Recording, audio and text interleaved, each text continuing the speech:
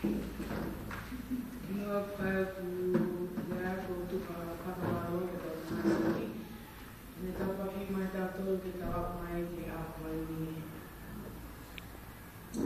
Tuat pakatap ke bule ako, tap ke dokon bule. Pakatap ke kau pai ako. Pakatap ke panau ako mo kinato o normal e palen. Kai atau mai ke whai ki tānoa ki a te au, o ku ako, o ki ngawe. Ko ki ngoa, ko Milika la kona, Milika Tonga Hopoi, ko ngawe aku pe, ki ngoa e White House ko Tonga Hopoi. Ki historia family ko tamai ko te Milika Hopoi, whae me hape ka tamai pe me hawhewa. Koe kukui tangata i e ku tamai, ko Palestine malo e se asi o Tonga, sami te hoko te kosu. Koe ku whae ko kakakala a pele a papau. Whae ki o ua, pangai mo Tonga leleka, tamai ki koro mo te hapai. Koe kukui rangata e whae ko tule malo o se asi o Tonga, whae te kausioni whapelea. Porque eu acho que é historia no Guani, que mo ilo ai mo oni alotu e mo. Mau pe ko osi me an ko mot pe la Tonga. E ko mo pe ko Tonga. Ka Tonga e a ke le pakapani ke mahino ai mea ko whenga ke whakahoko atu. Here now in White House. Very well done. You may have read about me. Much of my story has been already told. It's been told very widely in countries, Australia, New Zealand, and the United States. I'm very fortunate to have a very loving community that cares for my story. And so I will share with you what I came through for my education and led me to the White House. So I was born and raised in Oregon. I was educated in public schools. I wasn't privately taught. I was educated amongst other people, just as fair as anyone else. When I chose to go to Oregon State, I was the first in the Tonga community in Portland, Oregon, to want to go to college. Many of them would graduate high school and that was it. After high school, some would get married, some would go and work just jobs that were easy to get, but not many thought of college. I thought of college because my dad, Ofakawapalu, was my stepdad, he taught at Atele and Toloa. So he would grade my papers. He would grade my papers every night, and he would tell me, what do you want to do with your life? And I told him, maybe someday I'll get a good job and make lots of money. And my dad looked at me and he's like, do you know how smart you are? And I told him, everyone says that you're smart. It doesn't really mean anything. This is me. That's really not smart. You know, and then my dad would tell me, you know, when you have this ability, you know, and this intellect, you don't waste it. And then, and so, when my father passed away,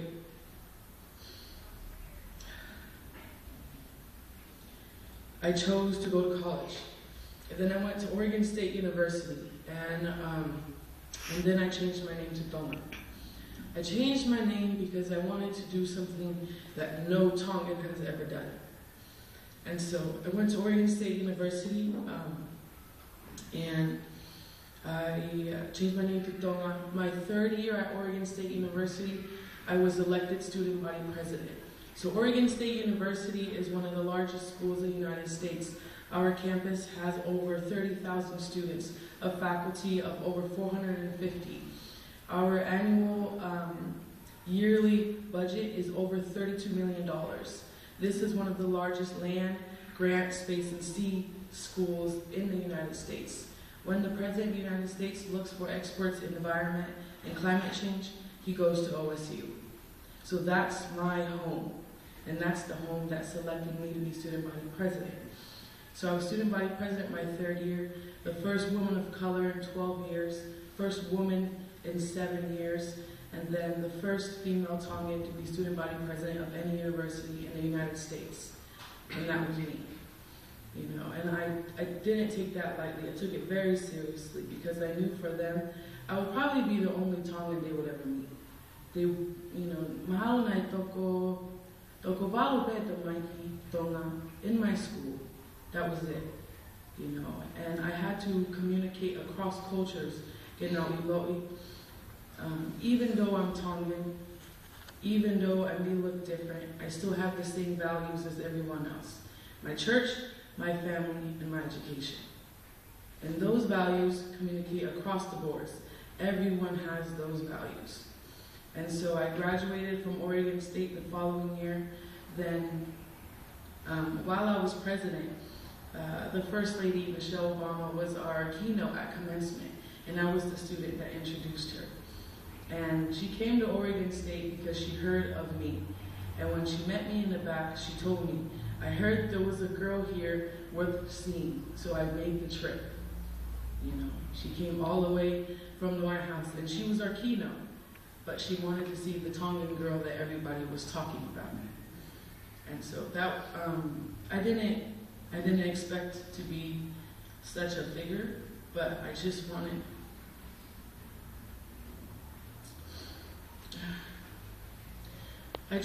people to know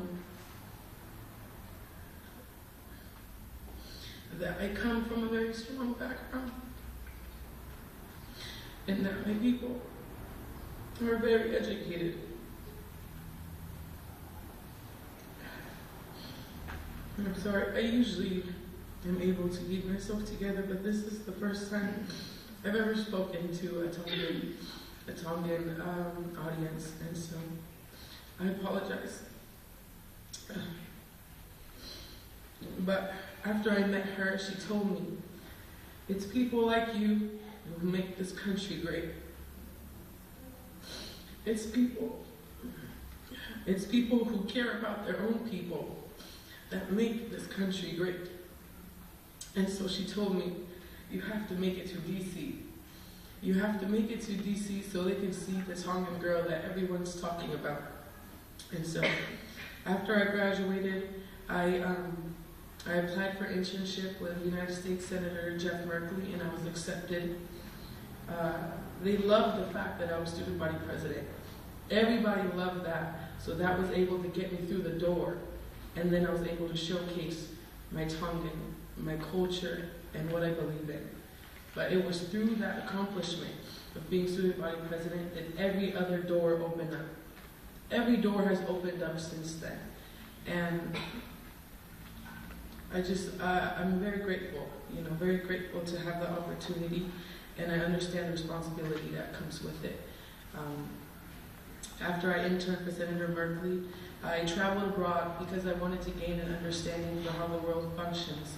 I wanted to gain an understanding for the global market. I was very interested in how other people thought, so I went abroad. I did 5 weeks in 5 countries. I went to England, gained experience in Greece, gained experience in Italy, went to France and Spain, because I wanted people to know that I was well-traveled as well as globally aware of what is going on. Once I returned from my trip to Europe, my application for my White House internship was accepted, and then I had my interview. And they were interviewing me, and they told me, not many come from the West Coast. There's more East Coast that comes to the White House. You have Harvard, you have Yale, you have Princeton, you have all of the Ivy Leagues all on the East Coast, and they're the usual traditional people to make it to the White House. They said, why do you think that you should be in the White House? And I told them, because I have a proven track record. I have been proven to create results. I've done it at Oregon State University, I've done it at U.S. Senator Jeff Merkley's office, and I've also have a global understanding of how we can move forward in the world. And she was quiet on the phone, and then she asked me, is it going to be fine to make such a big move from the West Coast to the East Coast? And I told her it's fine.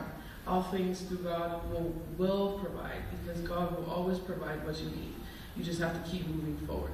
And she was surprised that I was so open about my faith. You know, not many people talk about their faith very easily. Some people think it's something, you know, you keep behind closed doors. You don't really share. But with me, because I grew up in Milika Tonga, I'm very used to talking about my faith. And she loved it. She enjoyed it. She told me, you're one of the first applicants to talk about their faith. You know, and I think that's the thing that stood out in my interview, was because I was open about what I believed in. And then I didn't hear back for 2 weeks. And then January 6th, Wiki Lotu. You always go Wiki Lotu. My mom, she's Wesleyana. So we're going to Wiki Lotu, and I get a phone call. My phone is ringing. I grab the phone. I'm like, hello? And they said, hi, we're looking for Tonga Hopoi. Yes, this is Tonga Hopoi. Hi, we're calling from the White House, Office of the First Lady. I said, okay. And my mom was outside in the car because we're late to church. Oh man, don't be late to church. And so my mom was waiting. She's honking. And I run to the porch and I said, Mom, hold on. I'm on the phone with the White House. She's like, just take it in the car. It doesn't matter. We can't be late to church. And so I said, yes, ma'am. So I ran into the car on the phone, and they asked me, we were looking at your application, and we'd like to offer to you the position of policy intern for Office of the First Lady. And I looked at my mom. I said, Mom, I think I just got the internship. And then she's like, oh, fakwetai, you know, fakwetai ke. And then she looked at me and she said, kakufeo ke. Oh man, I ran out with the phone and forgot the ke. And so I just looked at my mom and said, oh, just drive back, I'll go get it. Grab my ke and come back out. And I thanked them. I thanked them for the opportunity, because I knew this was the chance to showcase my skills. Not only that, introduce our culture to people who've never been exposed to it. And so, sit in the front and just try to be quiet, because I was already late. But that's my life. Church is very much incorporated into my life. Everything else comes second. And so, January 27th, I picked up my life and moved to the West Coast. 2 bags full of whatever clothes I could find. And then I started January 28th. Right when I got there, next day I started. There's about, for the White House internship program, about 200,000 that apply each year, each quarter. So every 3 months. Every 6 months, about 200,000. All across the country. And then there's only 143 positions that work for the White House, and only 12 of those positions are stationed in the White House. So you can imagine having so much to choose from, and then being amongst the elite of our country.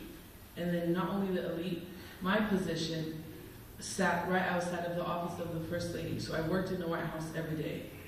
I was only one of 12.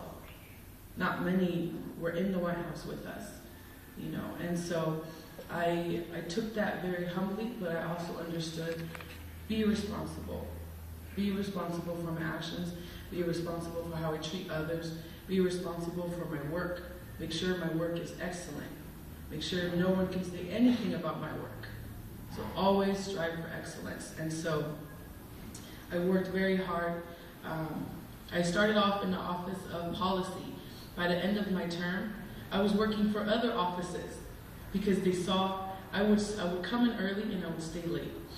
And they would ask me, you know, it's okay, you can go home. And I said, oh, I come from a work ethic that I cannot leave until almost the last person's out. Then I'll feel better about leaving. You know, I don't want to leave when everyone's still working. That's not where I come from. And so I would always stay late, work very hard, but I would also always remember Milika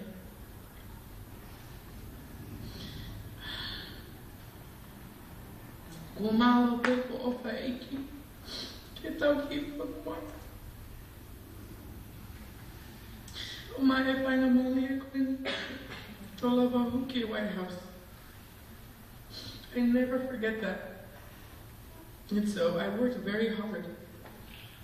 And on the time that I was leaving, they offered me a position He offered me a position to do scheduling in advance, which is to look at areas that the First Lady can possibly travel to and work to. I was the only one they gave this opportunity to.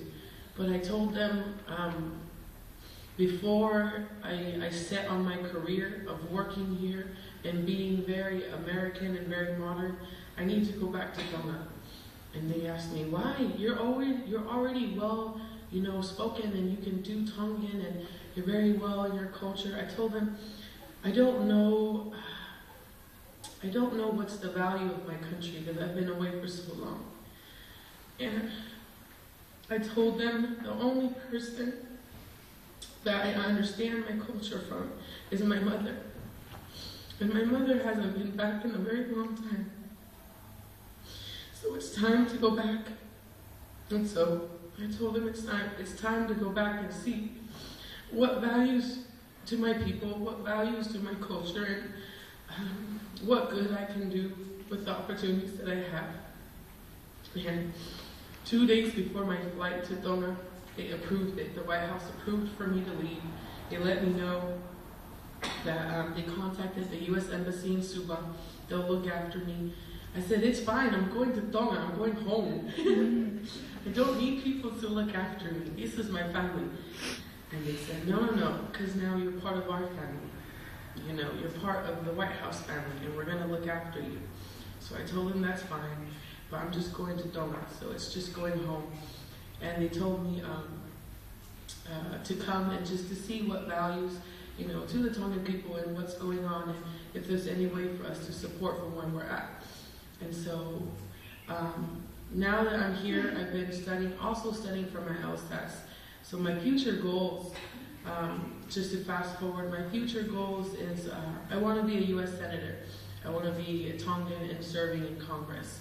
And that happens through hard work. So I'm already on my way.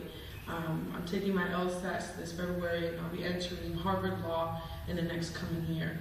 Everything that I've worked for, I always strive for the best, because I know we deserve it.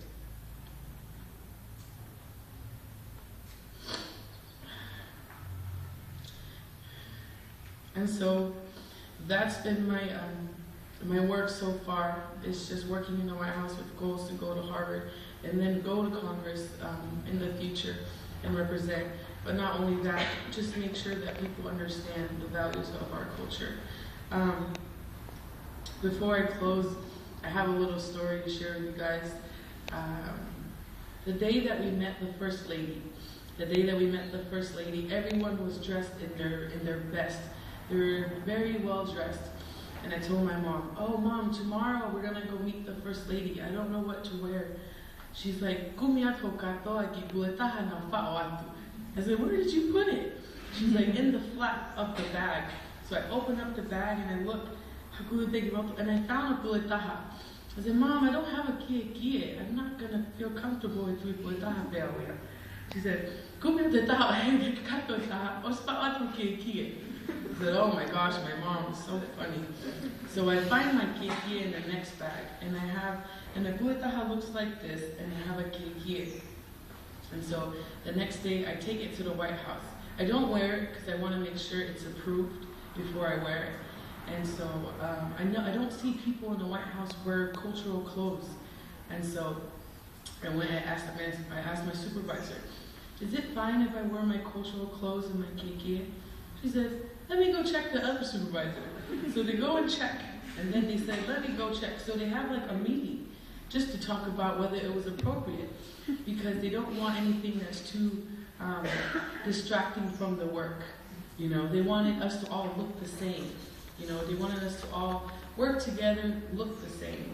And so it was until the top supervisor, my supervisor, who is the senior policy analyst and international affairs for the First Lady, she approved it. She looked at it, she said, that's beautiful. Wear it, Tonga. That's beautiful. So I went and I changed. And I was wearing my buletaha and kie, and you should have seen the looks I got in the White House. Everybody was looking, and I had my hair very curly and long. And everybody was looking, and I had to walk from the East Wing, through the residence, through the West Wing, then out to the auditorium. So I had a long way to walk in my very, cultural clothes, as they say. But to me, I'm more comfortable in a buletaha than I am in other clothes. And so we were walking, and one of the security guards took a picture. It was, he had his phone, and he just went click. And I looked at him, and I'm like, well, I'm glad I can give you something from my culture. And then I walked, it was until we hit the West Wing.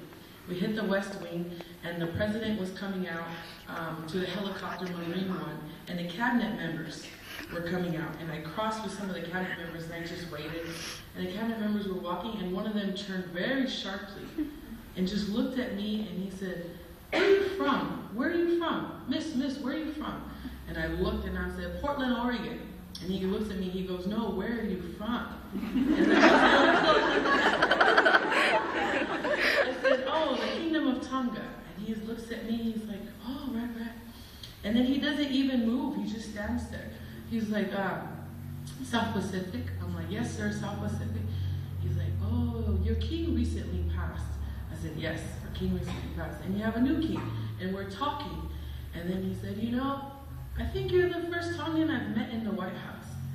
I looked at him and I said, "Wow, I'm glad I'm wearing my clothes so you can see how we traditionally are." And then he told me, "Wow," he goes, "it's great to see you here. The way that you show your people have made it in the United States is whether or not you made it to the White House. That's how you show you've made it."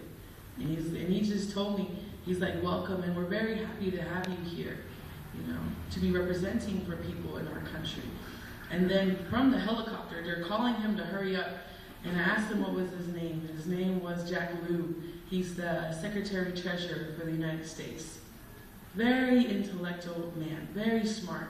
But he was more interested in what I was wearing than where he was going. He was just stuck, and we had our conversation, and we still keep in contact now. But then I walked and I made it to the First Lady. So when we were waiting to meet the First Lady, everybody was very shy and, meeting her. But I already met her at Oregon State University when I was student body president. And so I walk up and she looks at me and she's like, "Wow, I love your dress." I was like, "Thank you." I was like, "My mom made me wear it." She's like, "My mom still makes me wear my dresses too." Because the mom, she lives in the White House with us. The First Lady, her mother is she lives in the White House with us, and she looks after the children most of the time. And so we had this connection that wherever we go, our mothers still govern little things that we do. Our clothes, how to present ourselves, how to carry ourselves. And we just laughed, and she said, "I think this is going to be lifelong. This is going to be forever." And I said, "Well, I'd rather have it forever than short-lived. I'd rather have more time with my mother."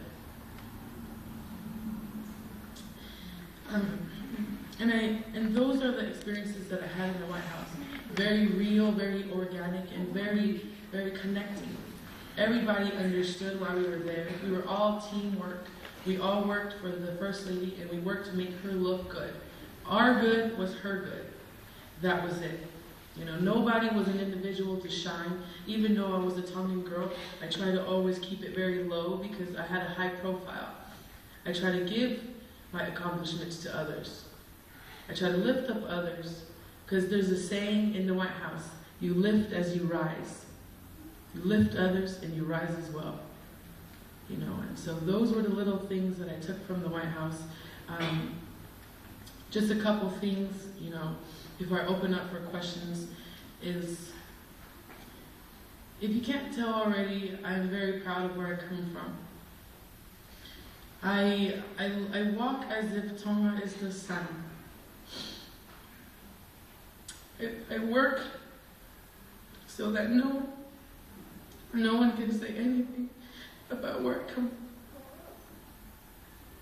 from. And I lift up our culture so that people can know that we're smart, we're very brilliant, and we're very talented. All we need is the opportunity. That's what I tell you. Take every opportunity you have to showcase your skills, to be the best Tongan that you can ever be. Because you know, people out there will judge, people out there will look at you and they'll have an idea of you, but they don't know you. People looked at me, they had an idea of me. Many thought I was Hawaiian because my name is Milika Tonga. You know, that's why I went to Tonga, to make sure they knew that I was Tongan. I didn't want any confusion, you know. And so people will have many ideas of you, but you have to make sure that you tell your own story. If you're smart, be smart. If you love engineering, do engineering. If you treat others with respect, they will see your people as worthy of their respect. Every one of us has opportunities to showcase what we believe in. And I tell you, do not waste your opportunities. You know, do not waste it. Look around today and see what you have and be very thankful that you have people who care to teach you things, to guide you, to care that you actually have a future. I was very fortunate to have my mother. But you guys are here in Tonga. You guys are here in Tonga, and you have many mothers. You have many mothers and many fathers that will care for you. For me, I only had my mom, but that was enough. That was enough for me. And so, I feel like I cried enough today. You know, I don't want to keep crying about you guys. It's embarrassing, but I just wanted to make you guys know how much I care for each and every one of you, and how honored I am to have this opportunity to speak to you all. In closing, I just want to thank you all for inviting me, for giving me this opportunity to share a little bit about myself. And I hope that some of this was useful. I hope some of my crying was useful. I'm so sorry.